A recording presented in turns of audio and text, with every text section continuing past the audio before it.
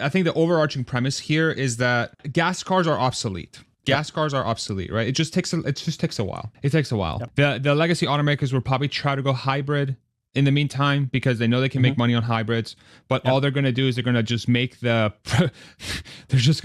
manufacturing process more complex, and it's just such a wild time.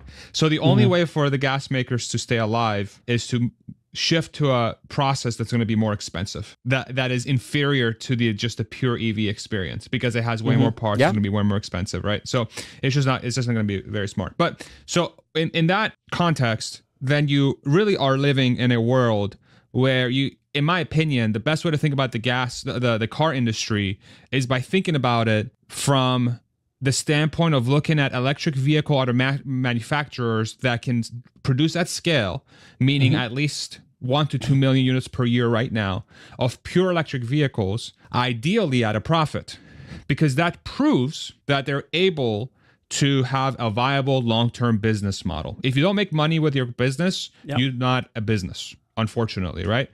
So look, if you look at Rivian, they're struggling. Fantastic cars, so good. They really are fantastic cars. Struggling. Lucid, fantastic cars. They really are.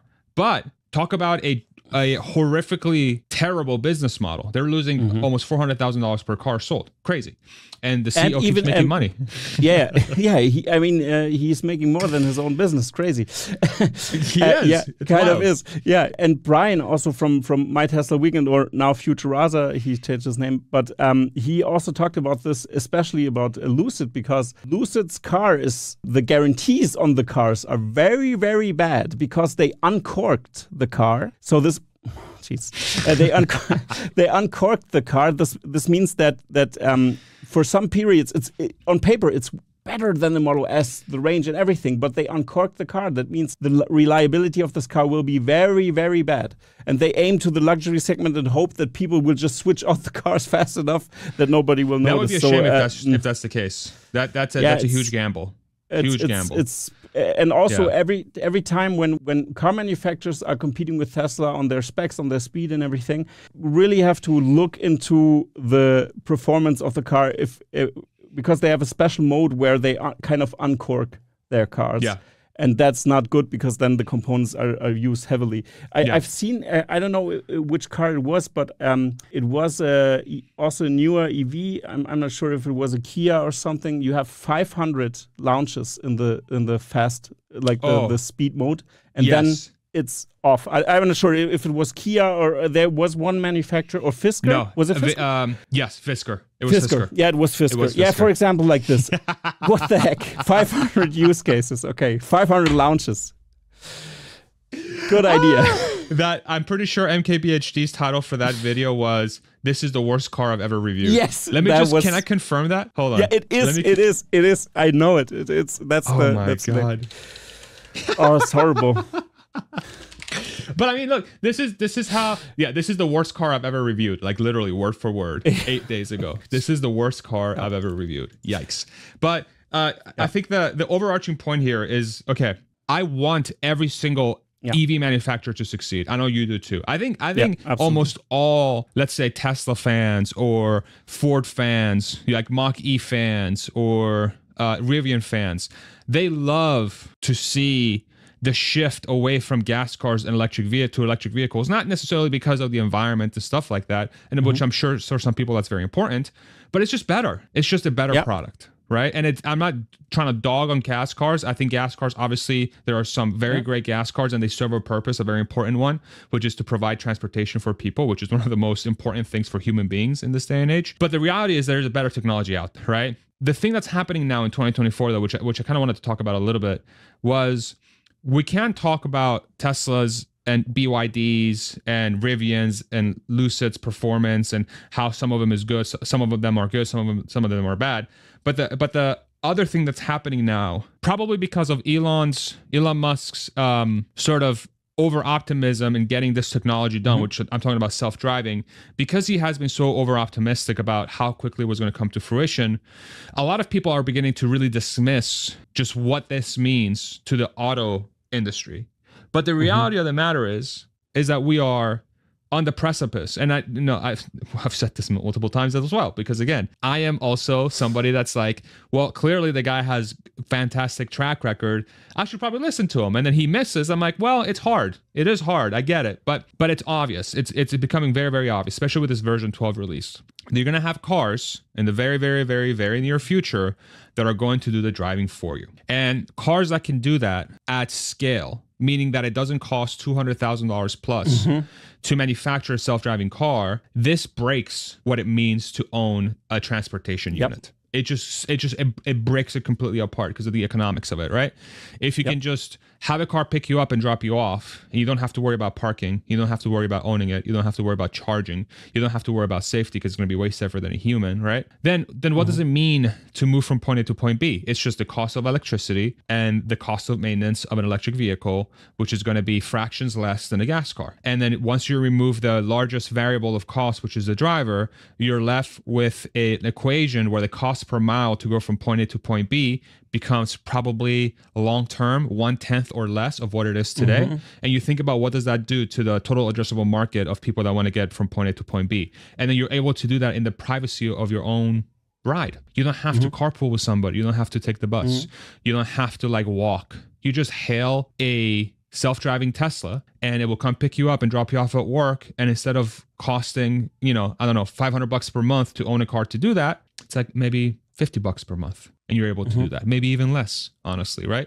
So this is where we're going. This is where we're going. And it seems like Tesla, from my vantage point at least, it seems like they are the only company that has the right equation to solve for this at scale. And this is something I believe the company has become extremely good at. It's bringing technologies that traditionally have been state-of-the-art and unprofitable. They figure out how to make it profitable and they bring it to scale. That's what they did with reusable rocketry at SpaceX. That's what they did with the electric vehicle with Tesla.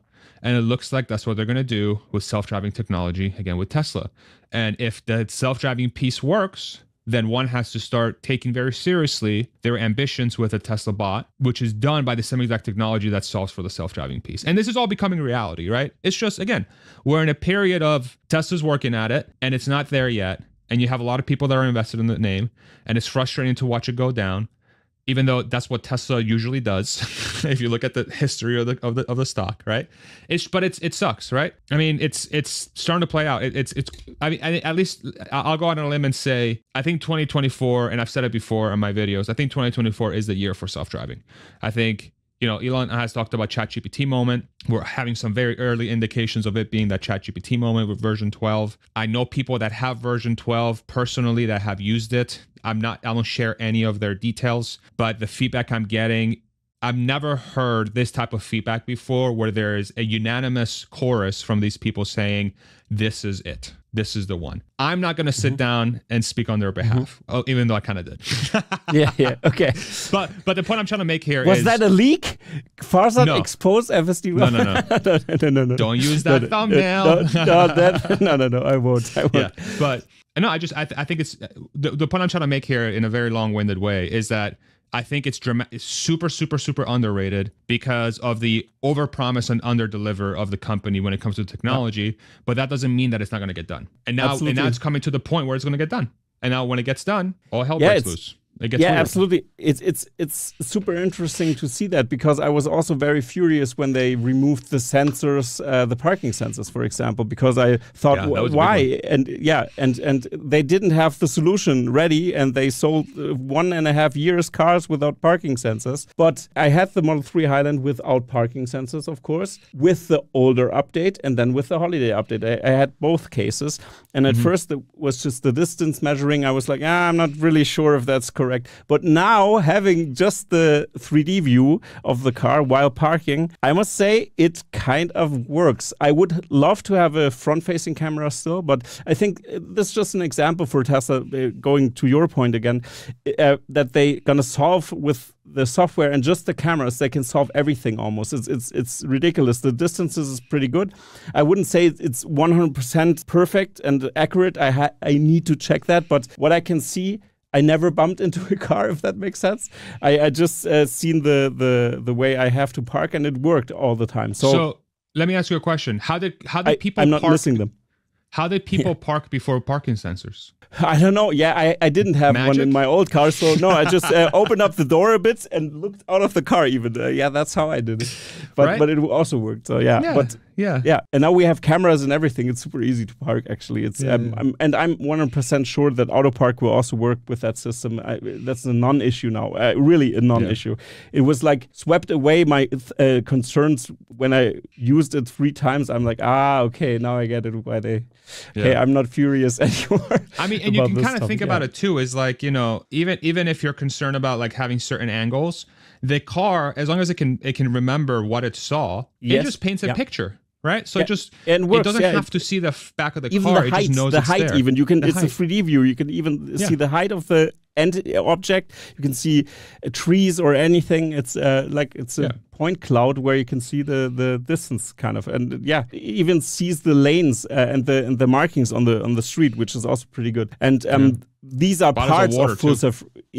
Exactly, and this is so crazy. With you've mentioned it also. Like what sentiment did actually change? Tesla produced more cars and is producing more and more cars. They are producing more and more factories. Actually, they're expanding their factories, so they are still in a growth phase. And they are already very big. With the Model Y, for example, being the best-selling car in the world. I also had Cern Basher on. He tinkers around with those great he has these great Excel sheets, and he goes into detail with the valuation or how much money like the different segments will make, and the bot is insane, really insane. You can even wrap your head around how much value the bot has, but just FSD. Absolutely. And the FSD, he calculated some scenarios with many variables, of course, so nothing to pinpoint there and say, oh, that's super accurate. But it's crazy how much value this will have. And it was interesting to see this experiment, to see how